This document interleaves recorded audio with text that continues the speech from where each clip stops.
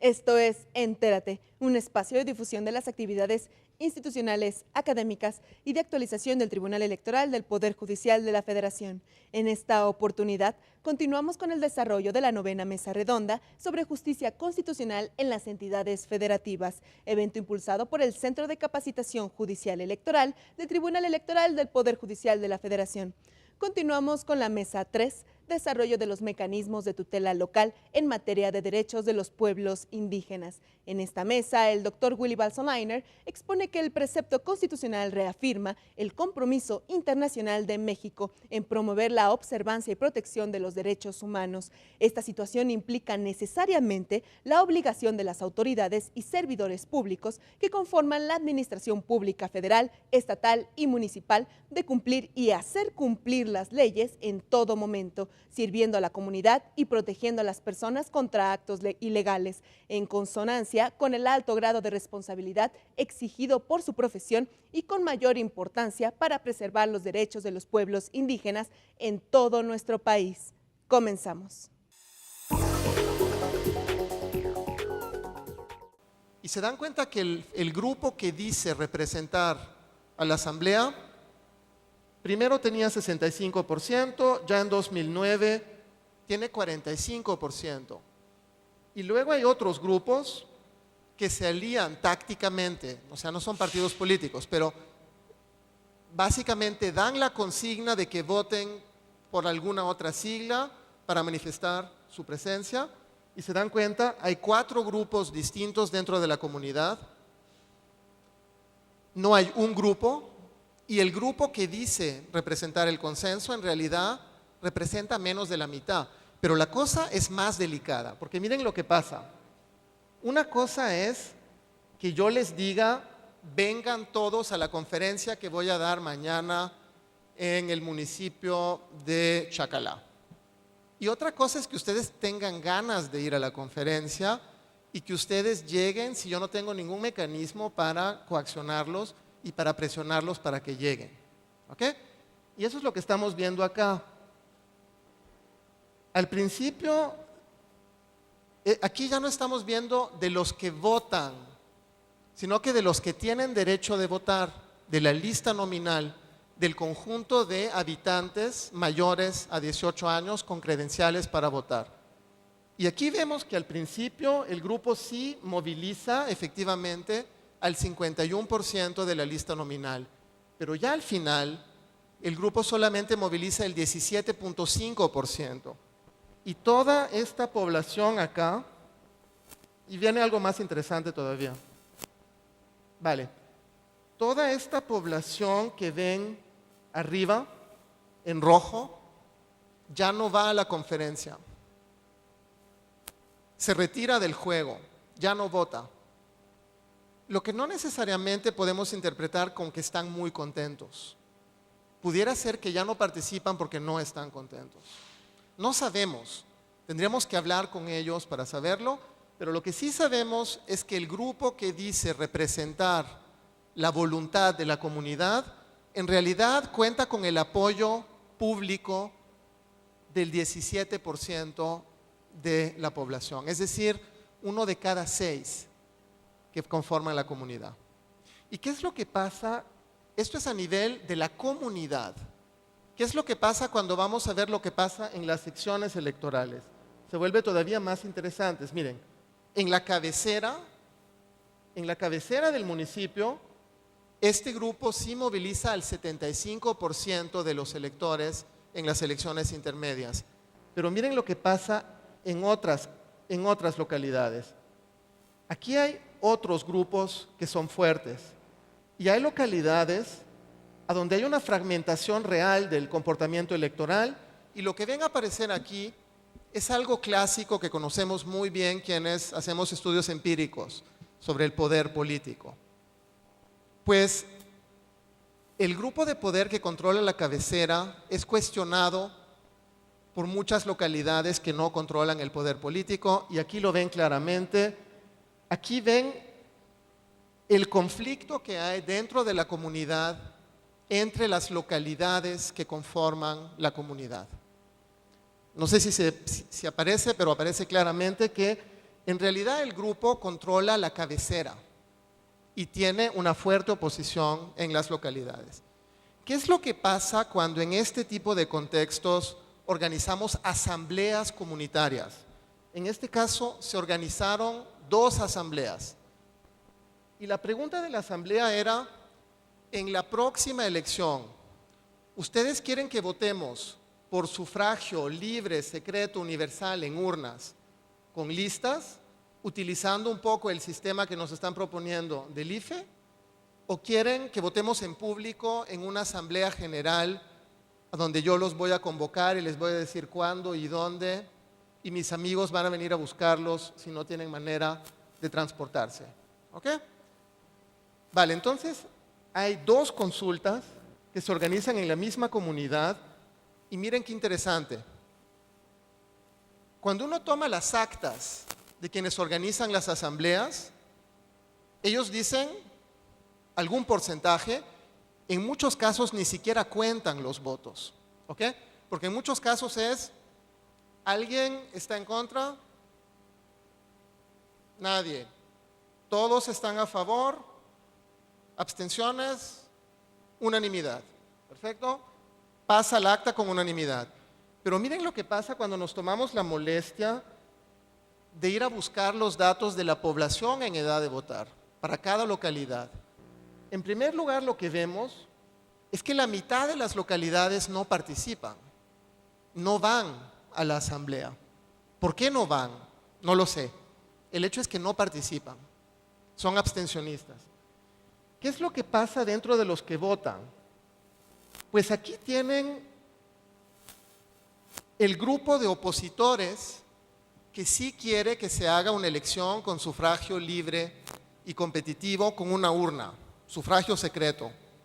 Y ellos logran movilizar al 33% de los inscritos y al 30% de los inscritos en la segunda vuelta, porque no hay acuerdo con... O sea, hay una primera asamblea, el 33% dice que ellos quieren voto secreto, pero el 8.5% dice que ellos quieren una asamblea pública, y esta minoría del 8.5% no acepta que los otros movilizaron 3 o 4 veces más personas, cuestionan esto y dicen: tenemos que organizar otra asamblea para ver si realmente quieren sufragio efectivo o si quieren una asamblea pública.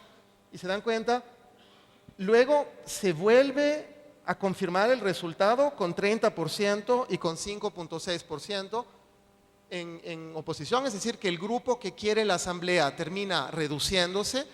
Pero miren lo que pasa dentro de las localidades. Aquí encuentran justamente el conflicto que hay entre las localidades y la cabecera municipal, y ven cómo movilizan los distintos grupos en las distintas localidades, y ven que aquí está claramente el grupo fuerte de la cabecera, que es el grupo que quiere una asamblea pública, y ven que ellos movilizan básicamente en 2 localidades en las que no cambia nada. Los otros movilizan en 1, 2, 3, 4, 5 localidades. Y luego hay 3 localidades a donde hay cambios y hay mucha volatilidad. Y aquí sí vota 128% de la población en edad de votar. Es decir que ahí sí todo el mundo participa. Más que todo el mundo participa. ¿Se dan cuenta?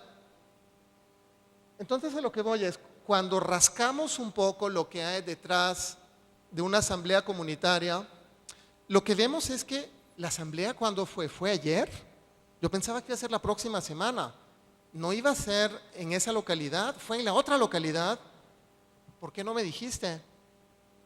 ¿Por qué no nos enteramos de que había una asamblea en esa localidad? Ah, no, pero va a haber una asamblea en otra localidad, ya no sé cuándo. ¿Se dan cuenta? Hay mecanismos de movilización. A lo que voy es que lo fundamental es que la idea que tenemos del consenso comunitario es una idea normativa, idealizada, que proviene del discurso de los líderes que hablan en nombre de las comunidades.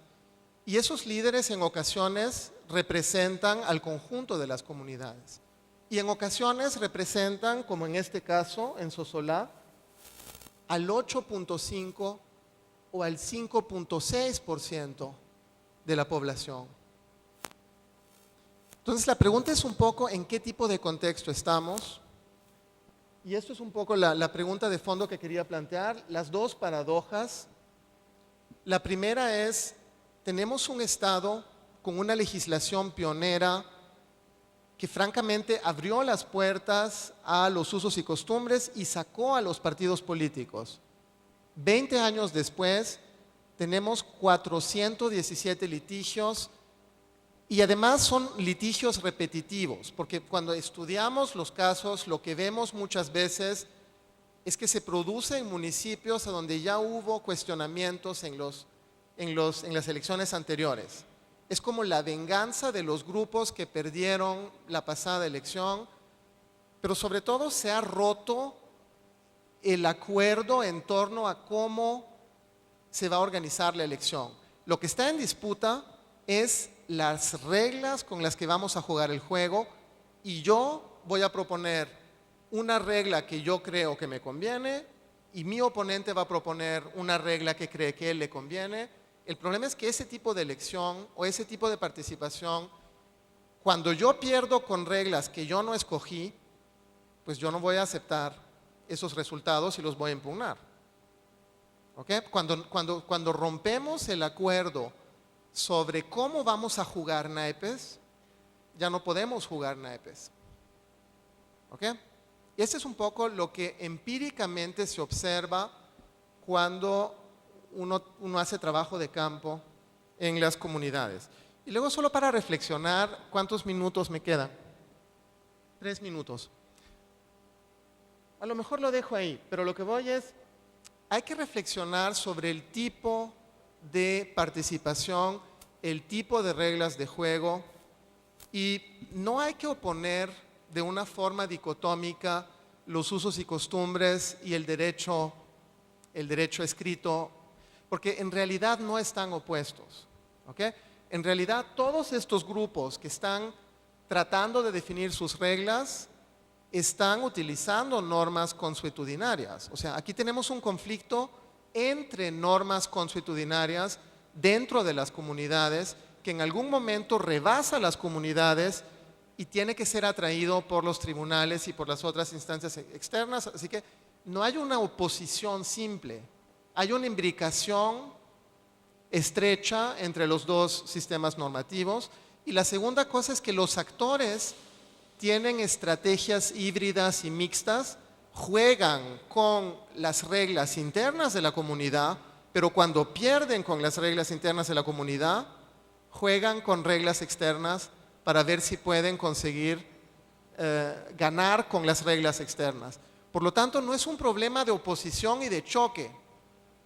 ¿Se dan cuenta? Es un problema de integración, imbricación, interacción, negociación, mediación, y es ahí a donde el trabajo del tribunal y de los tribunales se vuelve fundamental, porque cuando a mí una mujer, yo conozco a muchas mujeres caciques en las comunidades, cuando ellas me dicen que ellas no tienen problemas de discriminación, francamente se los creo porque, o sea, yo con mucho cuidado y con mucho respeto planteo algunas preguntas, pero conozco también otras mujeres que no tienen cargos de autoridad, que sí sufren problemas muy graves de discriminación.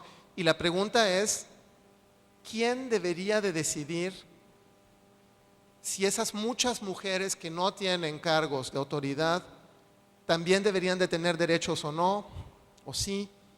Y esas son preguntas normativas, morales, jurídicas, a las que yo no puedo responder como sociólogo. Lo que yo puedo poner en la mesa es el ejercicio del poder. En realidad, en las comunidades indígenas es muy similar al ejercicio del poder en el resto del país. Yo incluso se los diré así. Si toman una comunidad mestiza y una comunidad indígena, y las dos son en ámbitos rurales, pobres, va a ser imposible ver la diferencia. Y de hecho se los pongo así para terminar el mapa si me dan la presentación, que es otro de los problemas. En Oaxaca, en realidad,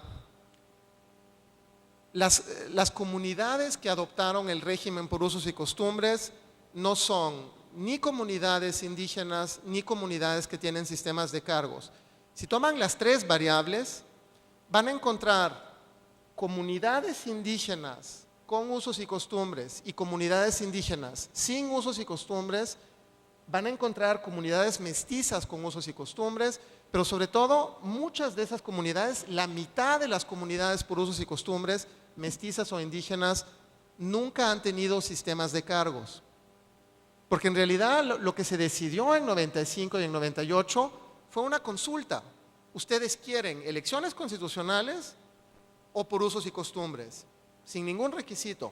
Bastaba con que el grupo en el poder le apostara a una fórmula a la otra, y así se adoptó la legislación. Y esto me lleva a reflexionar con la magistrada. Sí tenemos muchos desafíos. La pregunta es, ¿queremos multiplicar los conflictos electorales en el resto del país o queremos que se disminuyan los conflictos electorales? Y podemos adoptar la misma solución que adoptamos hace 20 años en Oaxaca, pero ojo, vamos a tener no 400 conflictos, sino 400 por 6, no sé, 2.400 conflictos. Hay que considerar un poco el balance.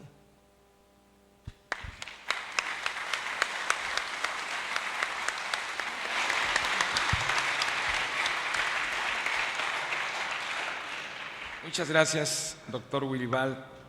La visión de la sociología como un instrumento fundamental para implementar y diseñar políticas públicas en materia de organización y ejercicio de derechos indígenas es fundamental. El derecho tiene que leer, tiene que hacer una lectura muy acuciosa de esa visión, incluso cosmogónica, pero nosotros aquí vemos una armonía muy interesante en los temas que se trataron, por lo cual le agradecemos mucho su brillante participación.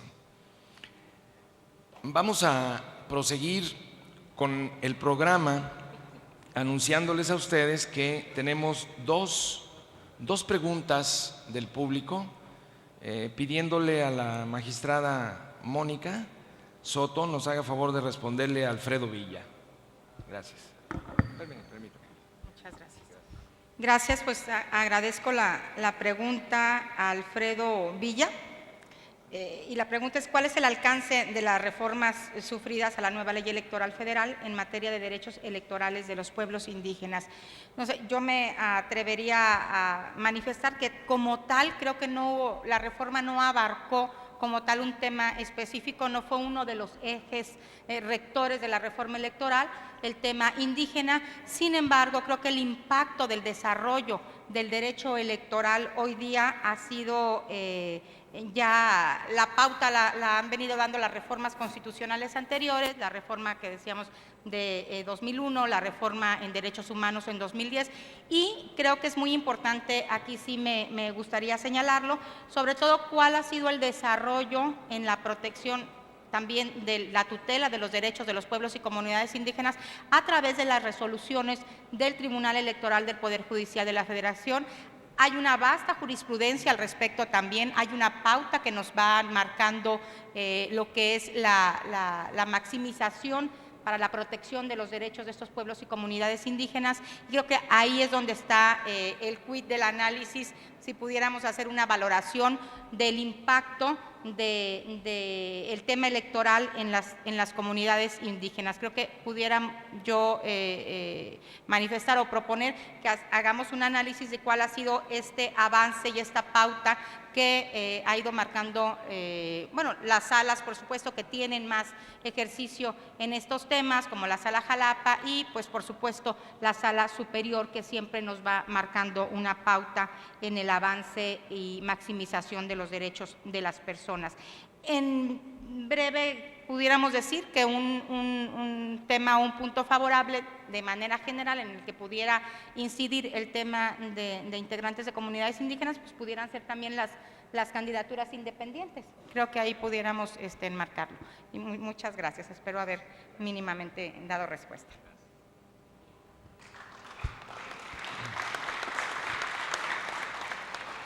Ahora, para responderle al juez Isidro Estrada, se le concede la palabra a la magistrada Ana Mireya Santos. Muchas gracias, magistrado Madero.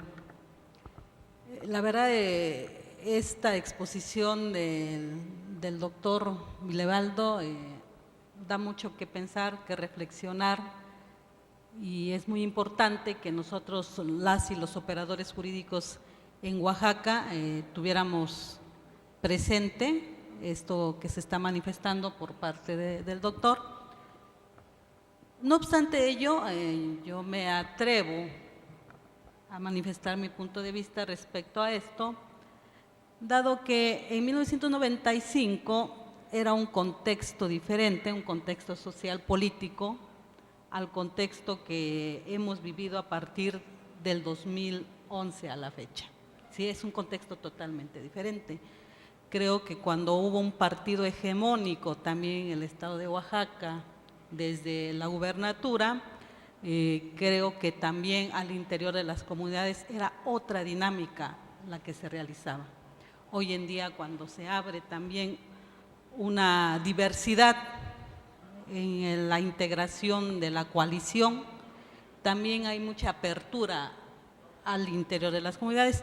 Y además no solamente eso, creo que también hay muchos factores, los factores de la migración, los factores de la pobreza, pero sobre todo, más que nada, creo que mucho tenemos que ver los tribunales en esta nueva realidad. Atendiendo aquí, en esta construcción del derecho indígena electoral, ha habido resoluciones en donde se ha impuesto el voto universal, directo, secreto, y es ahí, antes de llegar a una, digamos, como lo decía el doctor, una negociación, un consenso, un diálogo, una consulta, se impone una determinación y es ahí donde se confronta más a los grupos.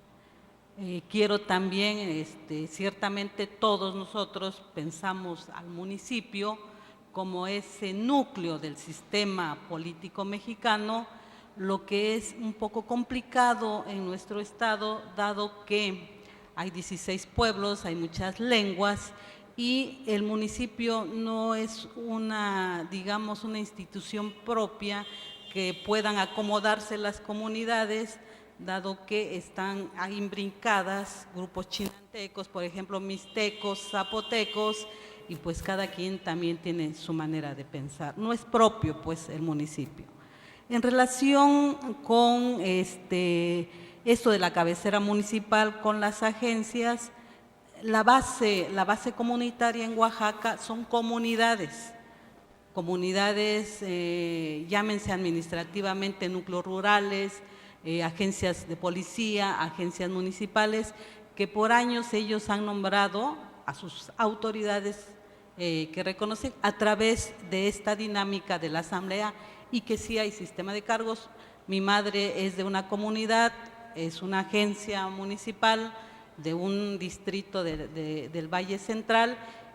Yo no sé, al menos 2 veces al mes voy, pero desde que tengo uso de razón vivo y convivo en la comunidad, y les puedo asegurar que en esa comunidad llamada Santa Marta Chichihualtepec sí hay un sistema de cargos, si hay tequio, si hay un terreno comunal, y que realmente se tienen que cumplir las reglas que la propia comunidad.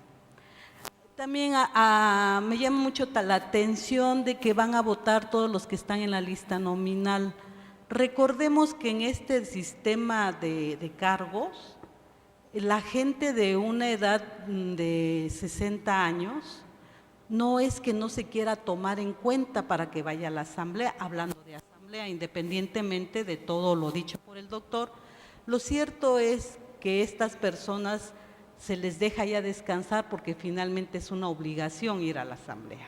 Entonces lo que se hace es, bueno, dada tu edad, a lo mejor muchos enfermos, tú no puedes ir a la asamblea, no puedes caminar, tienes otras cosas que hacer, pero a ti ya te dejamos descansar y de la familia tendrá ir a quien le corresponda ir a la asamblea. Entonces creo, él nos da el ejemplo de una comunidad de San Jerónimo Sosola, pero realmente creo que hay muchas cosas más que analizar, muchas cosas más que analizar. Y en Oaxaca tenemos 570 municipios, de los cuales 417 se rigen por su propio sistema normativo. Hablando de municipios, hay más de 2,000 comunidades que tienen su propio sistema normativo y que es por cada comunidad. Ese es el gran problema. Yo he escuchado a gente de mi comunidad o de la comunidad de mi madre, porque yo no estoy reconocida como parte de la asamblea, mi madre sí, de que gente que va y trabaja en Estados Unidos y regresa y tiene que ir a dar un día de tequio o algunas horas de tequio, lo ha manifestado, vamos. Dice, ¿cómo es que yo voy a prestar ayuda si no me pagan? Si a mí en California cada hora me pagan a tanto, ¿sí? Pero eso es verlo desde el punto de vista individualista. Primero yo, después yo y hasta el último yo. En las comunidades es la colectividad y es a favor de la cohesión de la propia comunidad. El problema es que se van desprendiendo las personas precisamente por muchos intereses. Además, hace muchos años en Oaxaca, para la prestación del servicio comunitario, pues como yo lo mencioné, era de forma honorífica. Hoy en día hay participaciones en los municipios en donde ya obtienen una paga. Imagínense en Oaxaca, ¿sí? Ser concejal de un ayuntamiento, lo que significa recibir, no sé cuánto pueda recibir un concejal, pero esa es una cantidad relativa que es muy importante para la sobrevivencia cotidiana. Los esperamos en una próxima emisión de Entérate, con lo más destacado de las actividades institucionales, académicas y de actualización del Tribunal Electoral del Poder Judicial de la Federación. Soy Roxana Noriega. Hasta la próxima.